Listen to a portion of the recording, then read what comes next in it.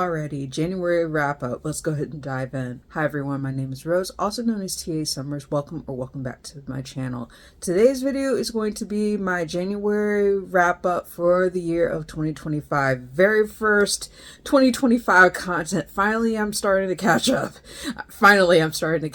But I'm going to be talking about the 8 books that I read during the month of January.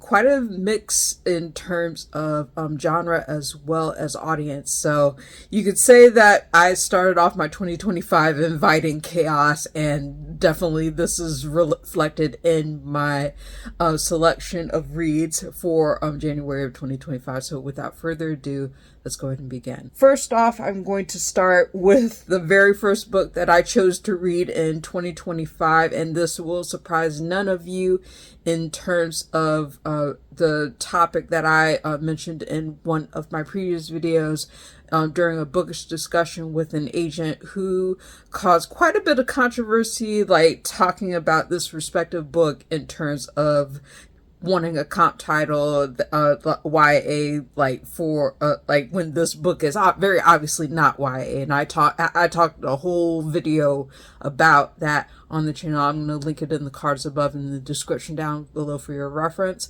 But the very first book that I was able to read in the year of 2025 for January was Deliverance by James Dickey. And this was an interesting read, a very short read, but I was able to listen to the audiobook narration of it. You're following essentially the main character, who is Ed, who is a middle-aged businessman who is going with his 3 friends, who are Drew, Lewis, and Bobby, on an excursion to the Georgia woods. And essentially these 4 businessmen, like, you get to learn about their respective lives in the beginning of the book in terms of what they do, and essentially why they're taking the journey into the woods for this excursion into nature in terms of things, and being able to experience it for themselves in terms of the rafting and essentially camping and doing things. But the trip that they take is very sinister in terms of how it turns, because they end up going to the campgrounds and the rapids in terms of things, and they end up crossing with the locals who are not happy that they're coming into their territory and having this respective like retreat in terms of things. And what is intended to be a retreat for the 4 men turns very violent, very deadly, very quickly in terms of things, and not just from the locals that they clash with, but also the respective nature in itself. And the Ed and his respective comrades have to fight to survive in terms of things, and not everybody makes it. Essentially, that's the collective whole of the summary for Deliverance by James Dickey. I talked already about in terms of knowing about both the book by James Dickey, because I was familiar with James Dickey's work as a poet. This was his first prose novel written, and the movie, which stars Burt Reynolds and Jon Voight, came a couple of years afterwards in terms of things. And you follow them specifically in terms of this very harrowing journey, in terms of not only surviving the people who wish to do them harm, but also the rapids themselves in terms of being able to survive nature. And it's an interesting novel. I'm glad that I had the opportunity to be able to read it in full for 2025, but you can definitely tell that there are certain elements of it that don't work as well as in terms of things. I found that Dickey's prose more often than not got in the way of the rolling action of the novel in terms of things, and so that was one point against it that I found picking up the novel in terms of things. Sometimes the prose itself is very vivid in terms of the description of nature, and the rolling action when they land, they land pretty solidly. But there are parts of it that are very slow to start, especially with respect to introducing the characters with Ed and his respective group. But to be fair, like I can see why like it's a little slower to start, because you're getting an establishment, you're getting to know the characters as they are in terms of what their daily lives are like, in terms of things, why they choose to go on this journey, and essentially kind of this sense of kind of disillusionment that Ed has as a middle-aged person in terms of things like, you know, like talking about his marriage, talking about his job, that kind of thing. It's reflective. So this is one of the reasons why I say this is definitely not a YA novel. It should not have been grouped in terms of YA, in terms of this is very solidly an adult novel that is a thriller, a survival type story in terms of things. One of the aspects that I think worked against the novel a little bit was the fact that sometimes James Dickey's prose was a little bit too meandering in terms of the actual focal points of the rolling action and the description of events. Sometimes it worked, sometimes it did not, for me at least. And then getting into the thick of a lot of the controversial aspects in terms of things, those aspects of this hit home in terms of the violence and what the men have to survive and endure, and what secrets they choose to keep, and the morality weighing the balance in terms of what they choose to share and what they don't choose to keep secret in terms of things. And as I mentioned before, I'm not going to spoil any thing in terms of the novel in case you want to read it for yourself, but not everybody makes it, and it is a harrowing experience that changes the lives of these four men as you're following through Ed's perspective and being able to see the events of this book as it transpires. Overall, I found it a valuable read. I gave it 3 out of 5 stars. I thought that it was definitely well worth the read, but it's definitely not a YA novel in terms of things. And I hope that people are able to check it out if they are able to deal with some of the themes that are in it in terms of things. It does do a decent, it is an interesting story in terms of what it chooses to tell from these men who are of a privileged background in terms of things being challenged in terms of like what they go through and the harrowing and things that they survive through the course of this novel. So that is Deliverance by James Dickey. 3 out of 5 stars. Next book that I want to mention was my second read of 2025 was James by Percival Everett. Shout out to Dominic Hoffman, who was the audiobook narrator for this respective book and did a phenomenal job. I think some of you who may know Dominic Hoffman, he also narrates some of the Easy Rawlins books by Walter Mosley, so just an FYI in terms of things. But James was a very interesting adult retelling of the adventures of Huck Finn. And as I mentioned in my review, I haven't read Huck Finn in a number of years by Mark Twain.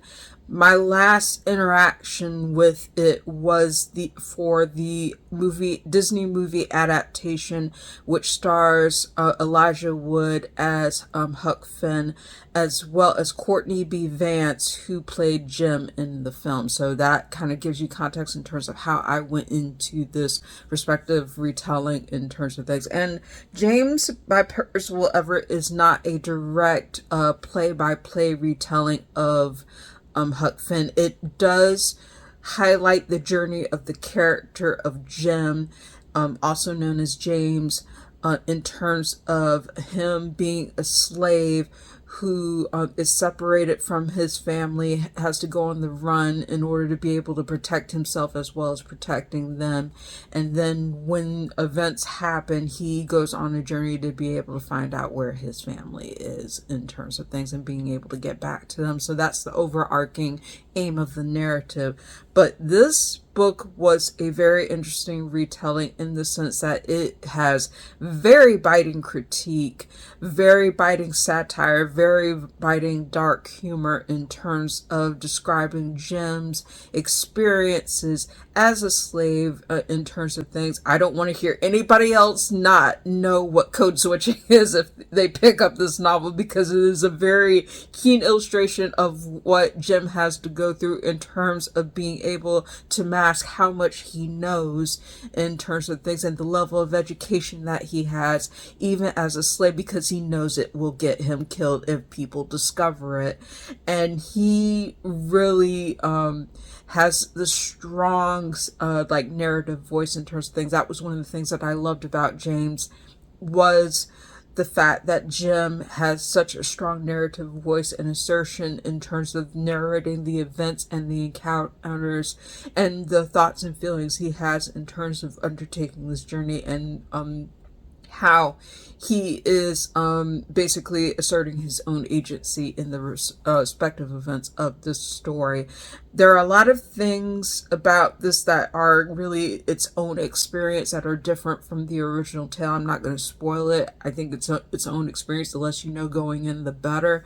But it definitely takes some very stark departures from the original work and becomes its own thing, and does a masterclass job of being able to get into Jim's motivations and his desperation and his willingness to be able to find his family and make the journey towards freedom. So I really enjoyed this. It was the winner of the National Book Award for 2024. Well deserved. I enjoyed this. I think there were certain aspects that could have been expounded upon a bit more to be able to round out the narrative a little bit better and not assert such a quick tread to the ending. I think it could have followed up a little bit more to be able to round out the experience better. But I gave this a strong 4 out of 5 stars. I love the audiobook narration by Dominic Hoffman, as I said, and I also love the overarching narrative. So that is James by Percival Everett, 4 out of 5 stars. I'm definitely looking forward to reading more from the author in the future. Oh gosh, so this is going to be a rant review incoming, fair warning in advance. So I ended up, for my third read of 2025, I picked up the book This Ravenous Fate by Hayley Dennings. This is supposedly a historical paranormal enemies to lovers romance. I say supposedly very critiquingly in terms of things, because it did not deliver on what it promised in terms of things, and I think it has a lot of work to do in order to be better. This is the start to a series. It is YA. It is a sapphic paranormal romance historical. You're following 2 characters, and it's a dual perspective novel. The first perspective is Elise Saint, who is part of a powerful family living in Harlem during the Harlem Renaissance in terms of things. And you're following Elise as she's part of this powerful family who is working against the Reapers, which the Reapers are this tale's version of a vampire in terms of things. Vampires are existing in the city. They've overrun the city, like they're causing a lot of deaths, and there are some mysterious events that are happening in terms of things.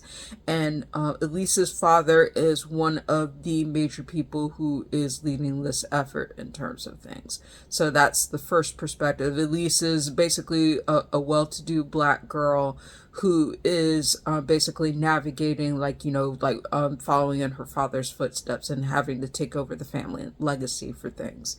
And the second perspective is Elise's former best friend, Layla, who is a Reaper, and her respective story, Layla's respective story, is one that I found to be the more compelling of the 2 narratives in terms of things, because Layla goes through a lot in terms of things, not just losing her humanity, but losing her family and losing her best friend because of a distinct betrayal that happens in the course of the narrative. I'm not going to go too deep into it in terms of things, but essentially the events that happen lead to Elise and Layla falling out as friends. So that's how it's like enemies to lovers in terms of things. So clearly these two have a history, and Layla is trying to navigate the best way she can in terms of surviving as a Reaper in terms of things, and being part of a coven of vampires in terms of things, and sticking to the loyalty of that coven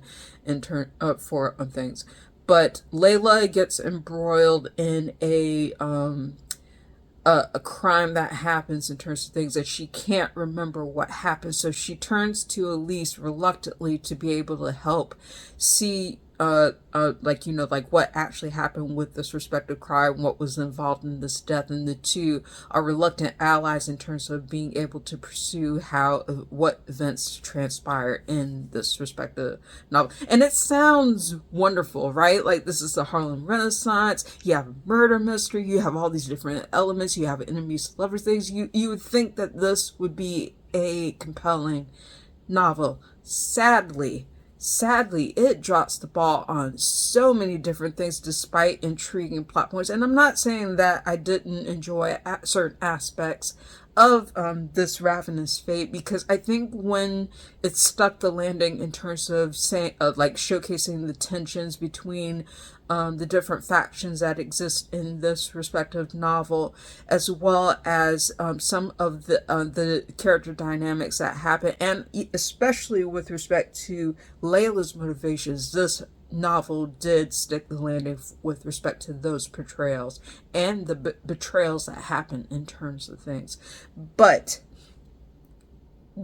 in terms of being a historical novel, this dropped the ball very hard in terms of being able to evoke the rich and cultural history of the Harlem Renaissance.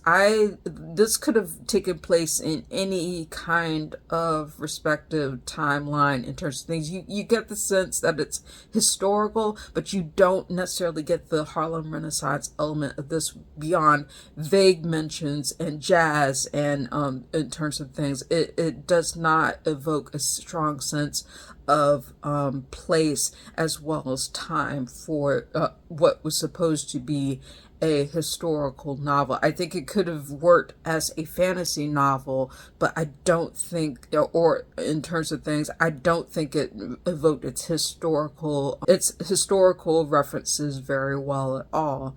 And the other part of it was that this was supposed to be enemies to lovers.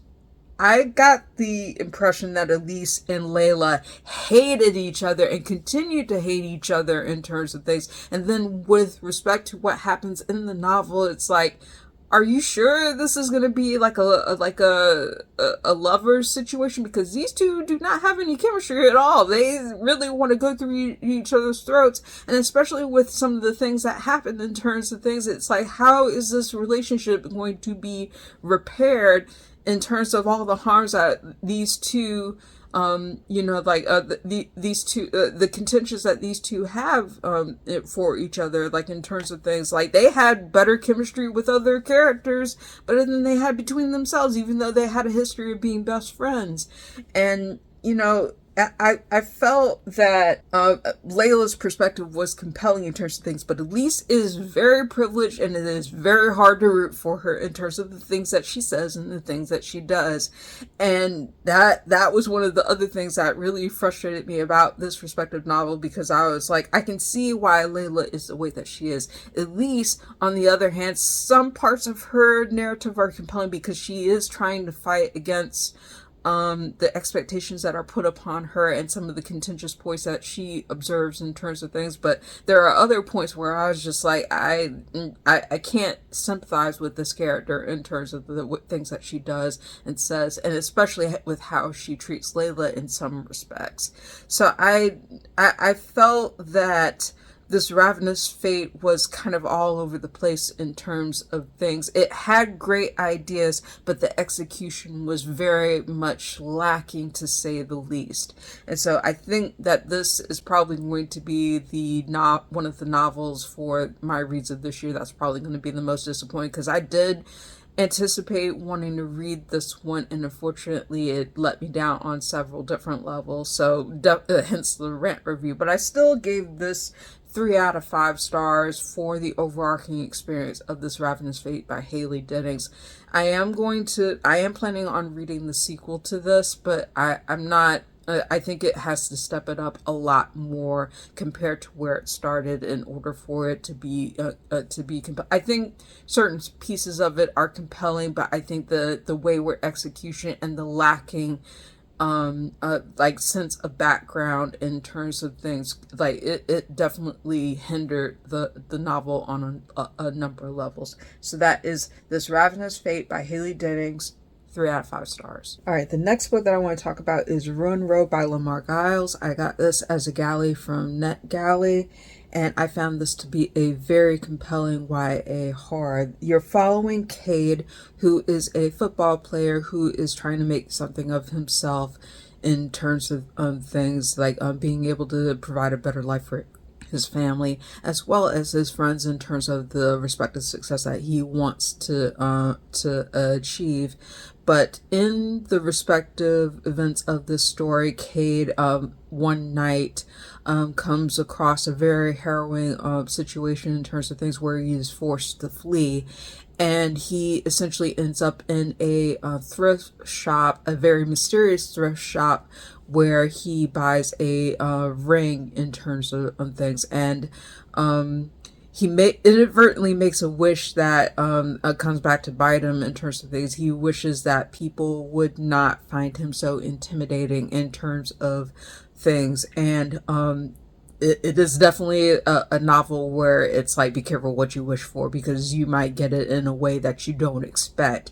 Cade starts experiencing certain things in the respective narrative that makes him realize he's afraid of certain things and is alarmed by certain things, but yet the people around him are not alarmed at all. It's like they have the fear removed from them in terms of seeing the urgency of things that are happening around them, whereas he feels the very intense fear of some of the things that he's forced to go through in terms of things.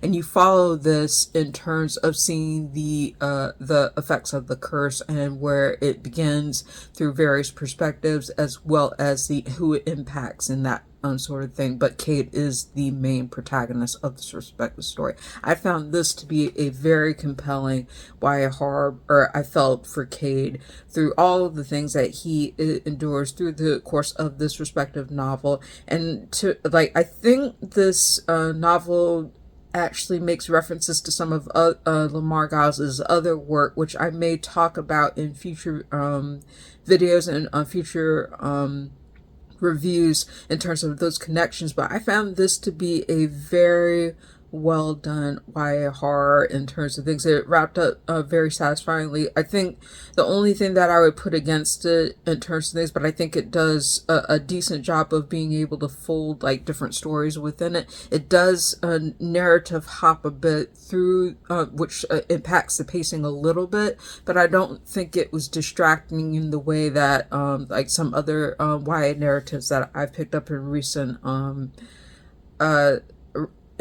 recent mention in terms of things. I think it does a better job with the pacing than some of its peers in terms of YA horror. So I think it did well for the overarching narrative. I gave this 4 out of 5 stars. I really enjoyed it.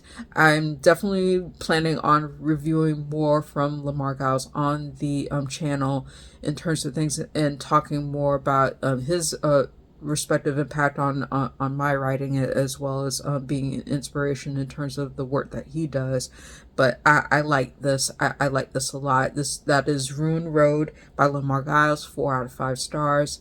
Definitely recommend it. So the next 2 books I actually had planned to do kind of a retrospective during the month of Black History Month, and recommend some older titles in YA that actually inspired me. But unfortunately, February was a very busy month, and unfortunately, by the time that this video goes up, it'll be March, so I'm definitely late to being able to and make these recommendations, but they were definitely throwback titles that I appreciated being able to revisit and revisit for specific reasons. The first one I'm going to talk about is Bronx Masquerade by Nikki Grimes. And this was originally a book that I read back when I was in high school. It released when I was in high school. So definitely this is an older title in terms of things. I will put up the picture of the original cover up for your reference, as well as the updated version, which I think was circa like 2017, I think. So for this respective title. But the reason why this book got put back on my radar specifically was that it was challenged in South Carolina as part of the book banning momentum in terms of things. Thankfully, it was able to avoid being banned, but I still to even try to, like, even revisiting it, I don't understand why this was challenged in terms of things. You're following a group of 18 high school students who are learning about the Harlem Renaissance in terms of things, and they end up learning more about each other in terms of poetry and being able to perform their own poems in front of the class as part of this class project, which becomes something more as the narrative goes on. It is a combination of both prose and poetry. It is a very quick read. And despite the fact that you're following 18 students in terms of things, all of the student voices are very distinct, and you get to know them in the course of the narrative. And it's kind of anchored together by one of the students' perspectives, whose name is Tyrone. But all of these students have very compelling stories that talk about from a range of different backgrounds, ethnic backgrounds, as well as social backgrounds, in terms of what the teens have to go through in their daily lives and how they come to the table in terms of talking about it and expressing themselves through poetry. I thought it was wonderful. There are some aspects of it that make it dated, because it is depicting life in terms of the 1990s for these teenagers. So that's something that I want to make a note of in terms of the references and in terms of when it was written. So it is definitely a throwback YA title, showcasing the lives of teens in the 1990s specifically, and blending a mix of both prose and poetry to be able to tell the story. I thought it was very well done. Trigger warning, I think, for this in terms of racial slurs, but is contextualized in terms of the teens talking about those racial slurs and how it impacts them and pushing against it. So that's something that I'll make a note of, and I also made a note of it in my review as well. But I thought that Bronx Masquerade was a wonderful revisit, wonderful YA mix of prose and poetry, and definitely one that inspired me in terms of Nikki Grimes's work. I'm planning on reading more of Nikki Grimes's back titles as well in terms of things, and being able to bring more of her work on the channel in terms of things. But this was a fine revisit in terms of a revisit to Bronx Masquerade. So Bronx Masquerade by Nikki Grimes, 4 out of 5 stars. Recommend. Next book I'm going to talk about is actually one of my favorites from when I read it as a teen. And so this is Forged by Fire by Sharon M. Draper. This is the second book of the Hazelwood High trilogy. One of the reasons why I decided to revisit this particular book is because I wanted to use it as a recommendation in terms of books that inspired me during the month of February, like in terms of like my history in terms of reading Black authors and things like that. And I wanted to give this as a recommendation. Forged by Fire was definitely one of my formative favorites as a teenager when I read it in terms of things. You're following the character of Gerald, who is you start off reading through different time points of his life as he grows up, when he's 3 years old, when he's 9 years old turning 10, and also when he's a teenager going through high school, and the things that he endures.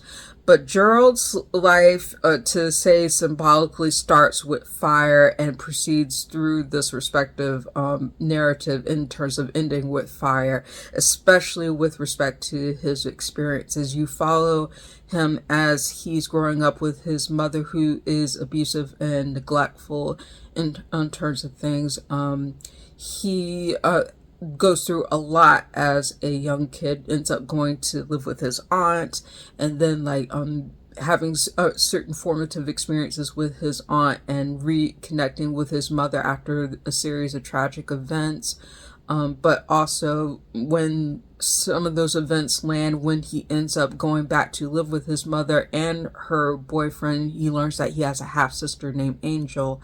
And in the perspective of this narrative where he's navigating living with his mom and his stepfather, you see the cycle of abuse and a lot of difficult things that Gerald is going through in terms of things and how he navigates, how he survives it. He's such a compelling character to be able to follow through the narrative without going into too many spoilers.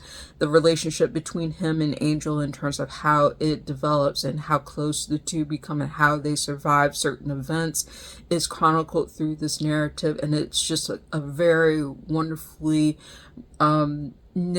narrated and very wonderfully written book in terms of getting to know these characters and their respective situation, being able to root for them through the course of the narrative. This book stayed with me for years in terms of things, and I've reread it multiple times, but I did want to say that this was like a book that was part of my formative experiences in terms of reading it as a teenager, and it had a significant impact on me in terms of reading as well as writing. So I'm glad to have revisited it in 2025. I'm definitely planning on reading the rest of the Hazelwood High trilogy and being able to give context to how this fits within the trilogy, but you can read it as a standalone if you wish, because it chronicles events in terms of what happened in the book before it, which is Tears of a Tiger, which I believe is the first book, and then the third book is Darkness Before Dawn. This book has gone through a number of different cover changes over the course of the years, but the ones that I remember are the one that you see here in terms of the original copy that I picked up back in I think it was the late 90s in terms of things. This was the cover of it, and then there was a recovering of it later that looked like this. So these are the two covers that I recognize in terms of when I picked it up. And then there was a reissue cover, which this is the reissue cover for your reference in terms of things. So it's gone through a lot of changes over the years in terms of things, but I definitely loved Forged by Fire by Sharon M. Draper. The second book in the Hazelwood High trilogy, I gave it a strong 4 out of 5 stars. Highly recommend it, and I definitely look forward to revisiting more of Sharon M. Draper's work, as well as reading the whole of the Hazelwood High trilogy and being able to review that on the channel as well. The next book might be my favorite adult mystery that I've read in 2025 so far. So I did pick up Listen for the Lie by Amy Tintera. Amy Tintera was a YA author who I think is the author of Reboot and the other book that was in that respective duology. I can't remember the name of it, but I'll put it up. Put up the cover for your reference and also put the series name up for your reference. But Listen for the Lie is her debut adult novel, and she did a masterclass job of this respective work. I really enjoyed the audiobook experience for this respective book. You're following, without going into too many spoilers, because the thing about it is if you go into this novel, the less you know, the better. But the overarching story is that this is a story chronicling Lucy, who is basically accused of murdering her best friend, and essentially the fallout from that. Lucy essentially gets renewed interest in terms of the public because her her, even though she was found not guilty of the crime because of lack of evidence, her case gets revisited by a popular podcaster, crime podcaster named Ben Owens, who chronicles events of the case in terms of things, and brings renewed interest to the respective case of the murder of her best friend named Savvy. And you're basically like going through multiple perspectives between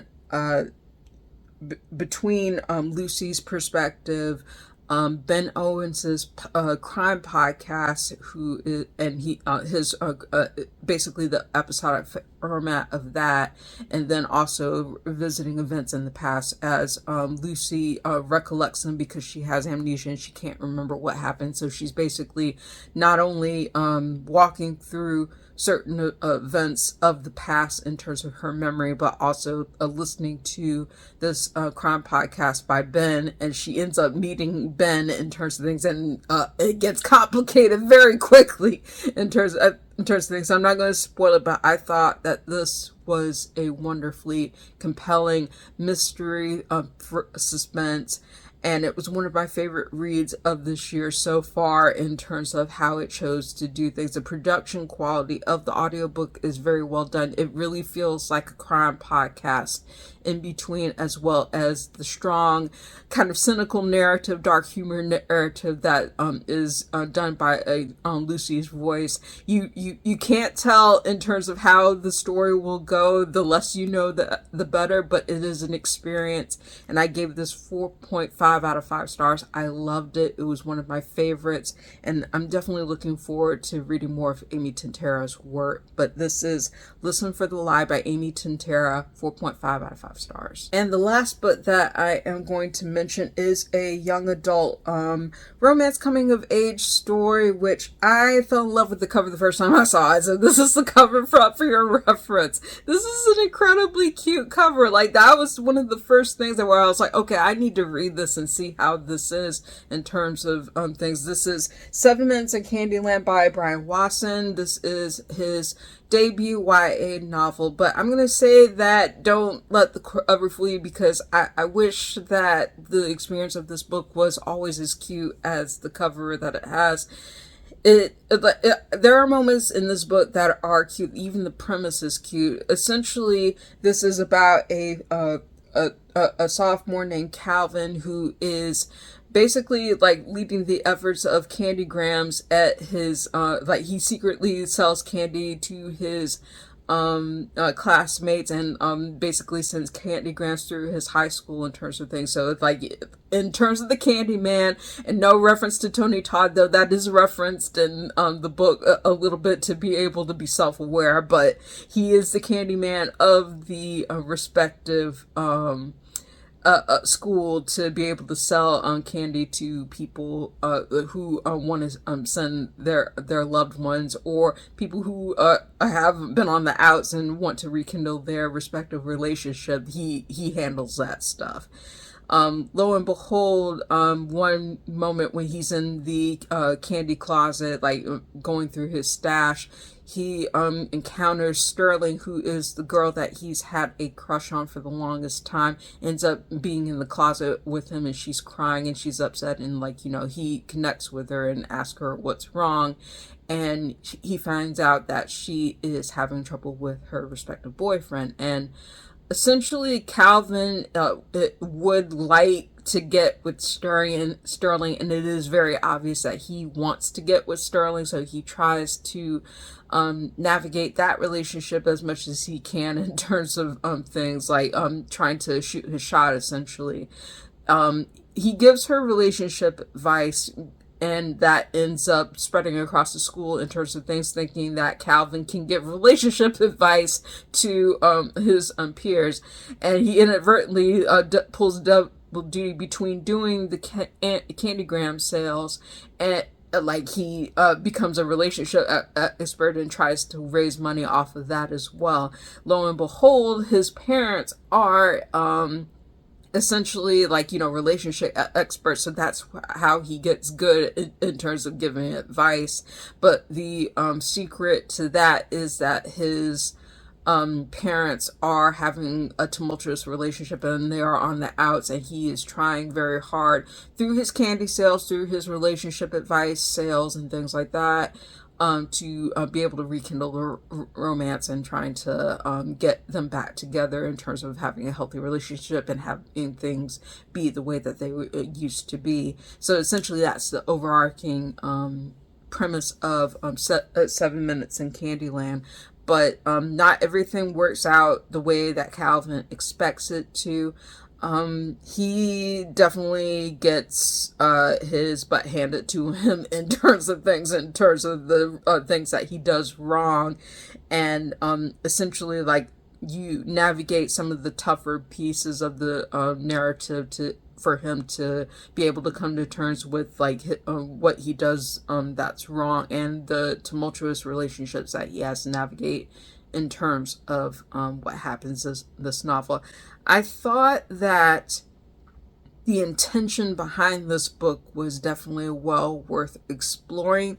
The execution of it, I think, is what had me pause, because like, for some parts of it, I didn't think, like, I figured it would probably be it would work well with romantic comedy. Sometimes it stuck the landing with the comedic elements. Sometimes it hit the sweet spot with romantic elements. But then other times it felt like it was unbalanced in terms of the narrative.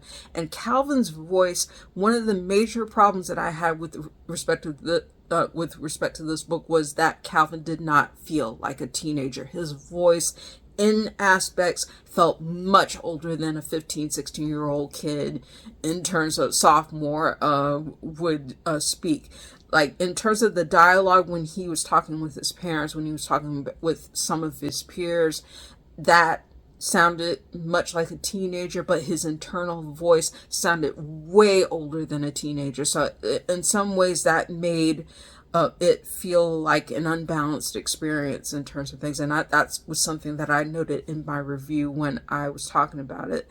Another aspect was that this felt like a kind of a junior level version of Sex Education, and Netflix's Sex Education, if you're aware of that particular series, but it is not as mature as Sex Education. I'm just going to put that out there, but there are aspects of it that where you can kind of sense, like, Calvin is trying to repair the relationships of his respective peers in terms of, like, coming to him for advice and stuff like that. It's kind of like aspects of that series. But I think, like, it was basically, it had good points, but it was definitely uneven in its respective execution for what it chose to offer. And even though it does offer a happily ever after, and it is a romance, I think getting to that respective point was cumbersome for the overall arcing narrative in terms of things. So just be fairly warned when you pick up this book in terms of how uneven it does have in its presentation. It's not that it's a bad read, but I think, like, it could have been better in the execution of things. I gave this 3 out of 5 stars. I thought it was decent for a debut, but it definitely needed work in terms of things. I'm going to try to see if I can pick up more from the author. I think Brian Wasson, might have another book that might be out in 2025, so I will definitely plan on picking that up. But I liked aspects of this book. I just wish it had been better in the execution. So that is 7 Minutes in Candyland by Brian Wasson, 3 out of 5 stars. And that is it for my respective wrap up for January. Thank you for watching. If you like this video, please give it a thumbs up. Hit the subscribe button and hit the notification bell to be informed of when I post new videos. Thank you again so much for watching. I hope you have a wonderful day, and I'll see you next video.